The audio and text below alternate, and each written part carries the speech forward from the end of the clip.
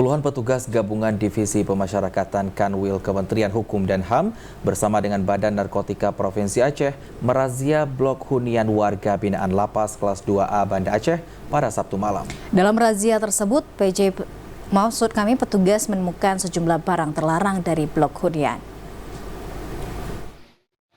Penggeledahan terhadap blok hunian di lapas yang didominasi narapidana kasus narkotika ini dipimpin langsung Kepala Divisi Pemasyarakatan Kanwil Kementerian Hukum dan HAM Aceh dan Kepala Bidang Pemberantasan BNNP Aceh.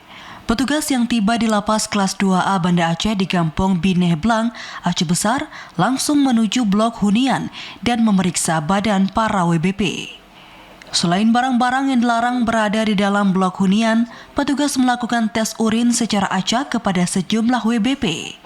Meski tak menemukan WBP yang positif narkotika, dalam razia petugas menemukan senjata tajam serta barang-barang terlarang lainnya.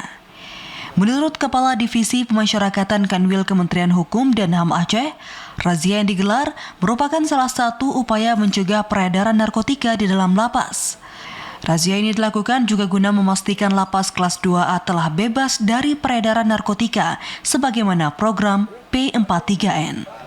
Secara potensi di Lapas Banda Aceh ini sekitar 80% penghuninya itu kurang lebih 80% itu tindak pidana narkotika. Ini jelas ya. Nanti yang menjadi pilot project ini kan kita juga ingin juga membuktikan bahwa Lapas Banda Aceh pernah mendapatkan predikat lapas bersih dari narkotika, bersih dari narkoba. Ya ini juga pembuktian juga sebetulnya. Selain gabungan, razia terhadap blok hunian juga rutin digelar internal lapas. Selain barang, petugas juga melakukan pemeriksaan badan ke pengunjung yang datang.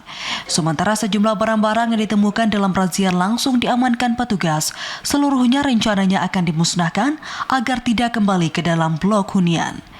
Dari Aceh Besar, Arman Konadi, TVRI Aceh melaporkan.